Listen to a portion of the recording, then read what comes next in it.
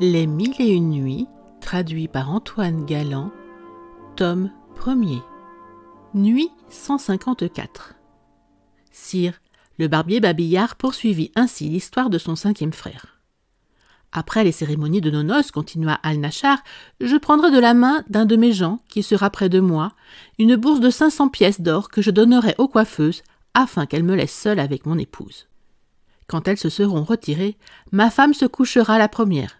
Je me coucherai ensuite auprès d'elle, le dos tourné de son côté, et je passerai la nuit sans lui dire un seul mot. Le lendemain, elle ne manquera pas de se plaindre de mes mépris et de mon orgueil à sa mère, femme du grand vizir, et j'en aurai la joie au cœur. Sa mère viendra me trouver, me baisera les mains avec respect et me dira « Seigneur », car elle n'osera m'appeler son gendre de peur de me déplaire en me parlant si familièrement. « Je vous supplie de ne pas dédaigner de regarder ma fille et de vous approcher d'elle. Je vous assure qu'elle ne cherche qu'à vous plaire et qu'elle vous aime de toute son âme. Mais ma belle-mère aura beau parler, je ne lui répondrai pas une syllabe et je demeurerai ferme dans ma gravité. Alors elle se jettera à mes pieds, me les baisera plusieurs fois et me dira « Seigneur, serait-il possible que vous soupçonnassiez la sagesse de ma fille ? Je vous assure que je l'ai toujours eue devant les yeux et que vous êtes le premier homme qui l'ait jamais vue en face. Cessez de lui causer une si grande mortification. Faites-lui la grâce de la regarder, de lui parler et de la fortifier dans la bonne intention qu'elle a de vous satisfaire en toutes choses. Tout cela ne me touchera point. Ce que voyant ma belle-mère, elle prendra un verre de vin et le mettant à la main de sa fille mon épouse. « Allez, lui dira-t-elle, présentez-lui vous-même ce verre de vin. Il n'aura peut-être pas la cruauté de le refuser d'une si belle main. » Ma femme viendra avec le verre, demeurera debout et toute tremblante devant moi. Lorsqu'elle verra que je ne tournerai point la vue de son côté et que je persisterai à la dédaigner, elle me dira les larmes aux yeux. « Mon cœur, ma chère âme, mon aimable Seigneur, je vous conjure par les faveurs dont le ciel vous comble de me faire la grâce de recevoir ce verre de vin de la main de votre très humble servante. » Je me garderai bien de la regarder encore et de lui répondre.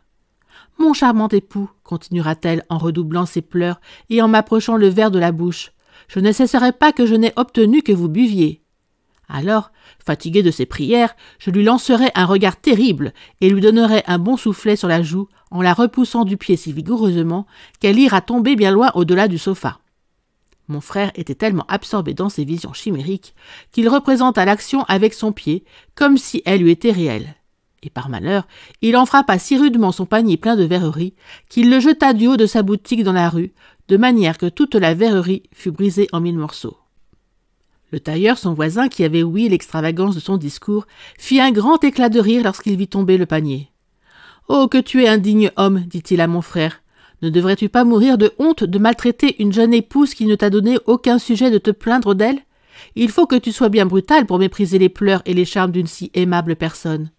Si j'étais à la place du grand vizir, ton beau-père, je te ferais donner 100 coups de nerfs de bœuf et te ferais promener par la ville avec l'éloge que tu mérites. » Mon frère, à cet accident si funeste pour lui, rentra en lui-même, et voyant que c'était par son orgueil insupportable qu'il lui était arrivé, il se frappa le visage, déchira ses habits et se mit à pleurer en poussant des cris qui firent bientôt assembler les voisins et arrêter les passants qui allaient à la prière de midi.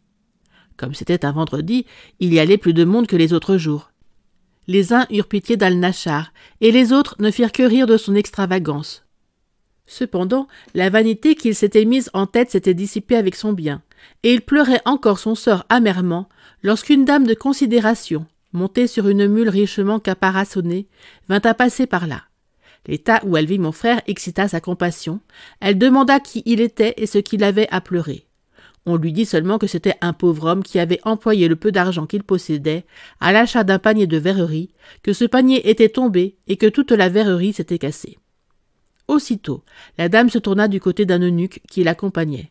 « Donnez-lui, dit-elle, ce que vous avez sur vous. » L'eunuque obéit et mit entre les mains de mon frère une bourse de 500 pièces d'or. Alnaschar pensa mourir de joie en la recevant.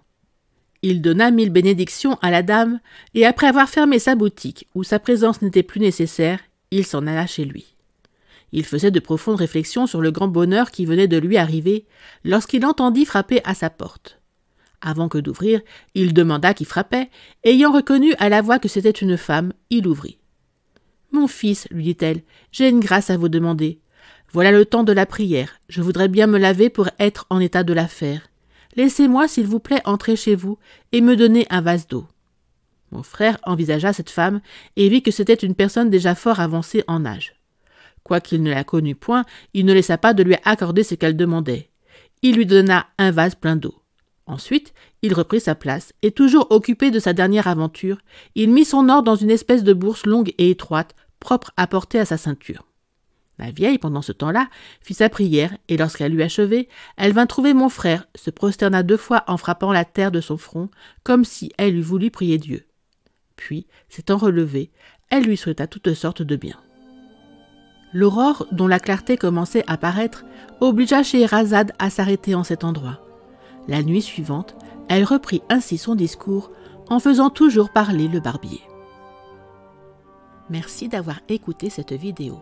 Si cette vidéo vous a plu, vous pouvez vous abonner gratuitement à la chaîne Coin Livre Audio. N'oubliez pas de liker avec le pouce vers le haut. Vous pouvez aussi me laisser un commentaire. À bientôt.